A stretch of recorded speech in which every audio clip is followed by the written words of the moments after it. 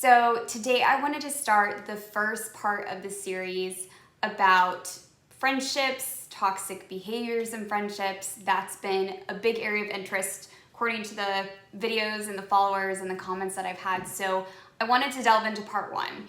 So the first thing that I brought up is when a person doesn't, or when your friend doesn't consistently respect your boundaries. Now, like I said in the first video, any friend is going to struggle with boundaries from time to time, or they may cross that line. However, if you've told them, right? And I asterisk that because some people, and I understand, I grew up in a family system where, our beliefs were people, the quote unquote people should know better kind of mentality of like they would know, or they know by my response, or they know by the look on my face. And I want to caution that the big important piece is that you have explicitly laid this out for the person. When I say explicitly, I mean like you've been very clear about it. Not that it's been explicit, but that you have been very clear that this is your boundary, this is what you want, this is how you feel when it's crossed, that you have actually spoken out loud to your friend this boundary. So I know that sounds silly, but first things first, ask yourself, have you actually had that conversation? Or is this an expectation because it's something that is so natural for you, or just such a duh thing for you? Because I've learned through my experiences with different friends, different cultures, different people growing up in different backgrounds, there are things where I might assume that that is disrespectful or not cool or an obvious thing. And it's not so obvious to somebody else. So we have to speak truth to that. Or our truth to that. We have to speak and share and say those words out loud to our friends first. If we've done that and they consistently cross that boundary, there's something bigger going on. And that may require a bigger conversation of, hey, I'm noticing this pattern.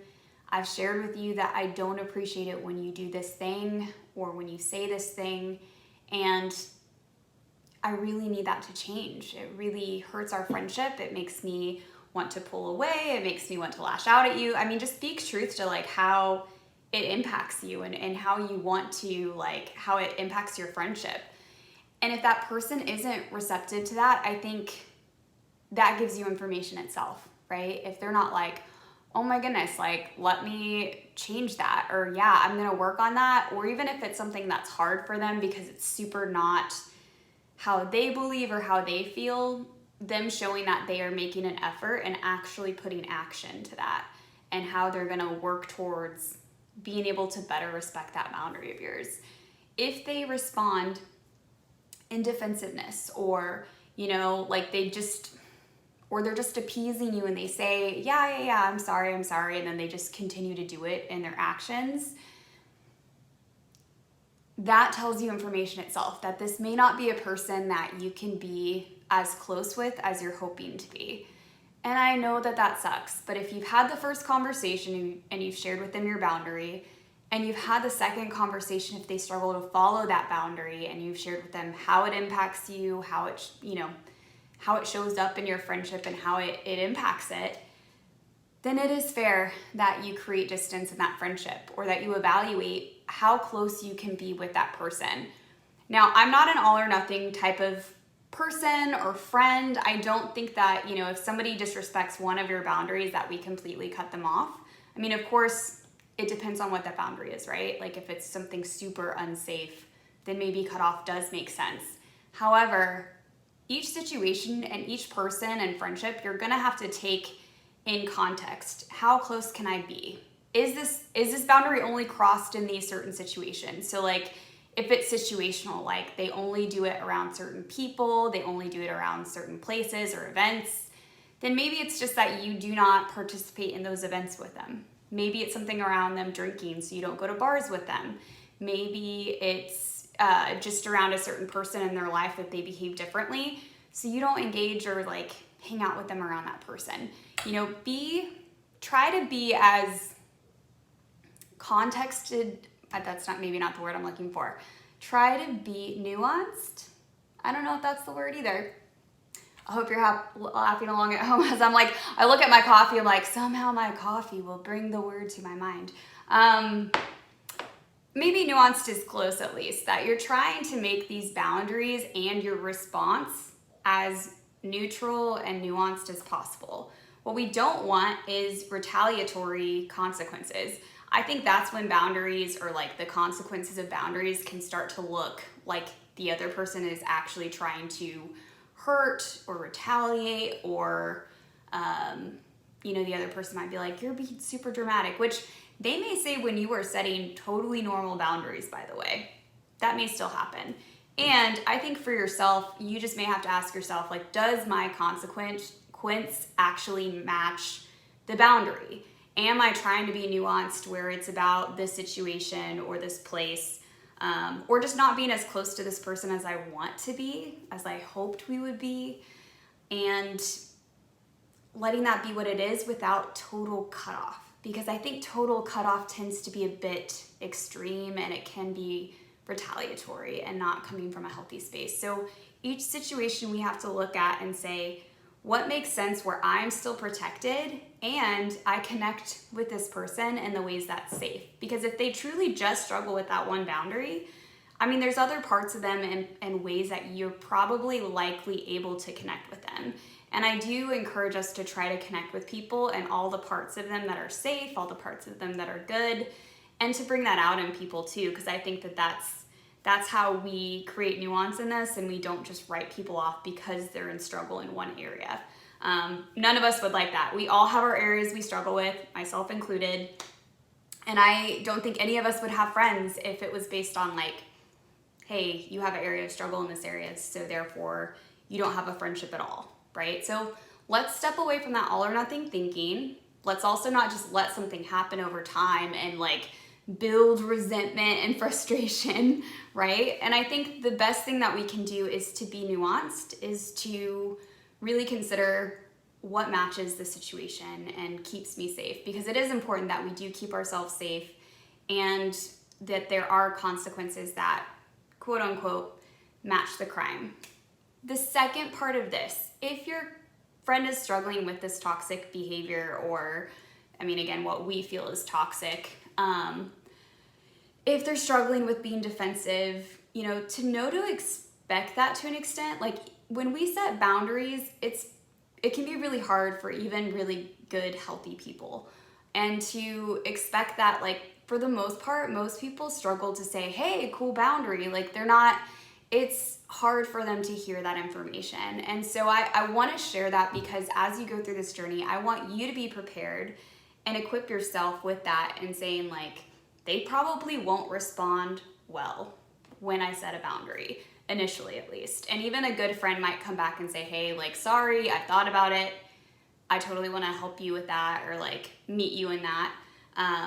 And to expect that. And if they are struggling in that area and they are not going to heal that you're able to be okay and learn how to self-regulate even when they may try to come at you and attack you. They might try to attack your character about it. They might try to call you dramatic.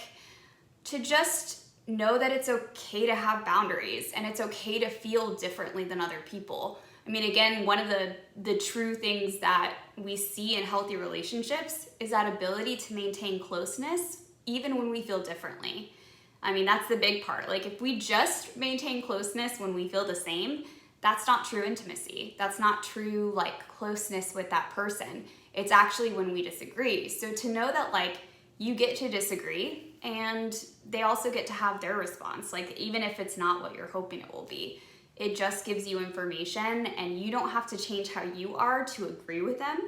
You don't have to change how you are to calm them down or fix their reaction. To just expect it and to let them be. Sometimes I will say this quote even to myself, like, let them be angry. Like, let them have the right to be angry, because that's usually about their own stuff and what's triggered in them, that they, especially if they overreact or if they're super angry, that's usually about something else that they're battling internally, and you've got to let them go through that. When we try to rescue them from that, or if we back down because they start to react a certain way, we actually enable them to never deal with whatever thing is coming up for them, and they might over time just learn to use that pattern subconsciously to get their way. Again, I don't think they're a bad person trying to like manipulate people.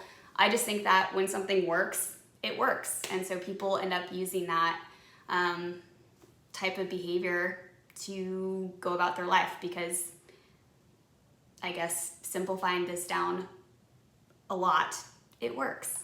So anyway, just wanted to prepare you for that side too, because if somebody is in struggle, they're probably not going to respond well. And it's incredibly important that you self-regulate, you expect that, and you're able to maintain your sense of self as you set these boundaries, as you share how it impacts you when they continue to not respect your boundaries.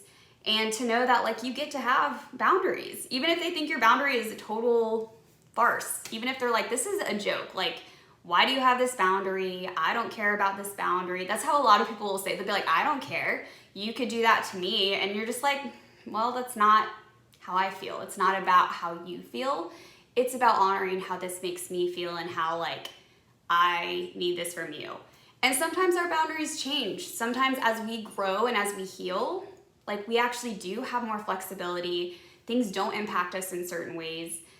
And permission for us to be on our journey and to not be at that space where like something doesn't impact us. Because at the end of the day, even if we feel it's silly or it's not something that would impact us, that's not what a boundary is about. A boundary is about really honoring where the person is at and letting them be in that space and not harping on them if they are in struggle and that's why they're setting a boundary. Like if someone's setting a boundary because like they easily get triggered by something, why would we try to push them into that? Like we have to ask ourselves that question. Why would we try to push them into like being in a space that they're not ready for, right? That's like not the way to go about helping that person on their journey if they truly are needing to heal and feel and deal with that trigger. Just throwing it out there for thoughts. Anywho, I think that's all that I really have to say about this one piece, but I just wanted to break it down a little bit and help you see the nuance, help you see the context and how this might look if you're dealing with this in your friendships currently. I just wanted to say really quickly, this is not therapy or therapeutic advice.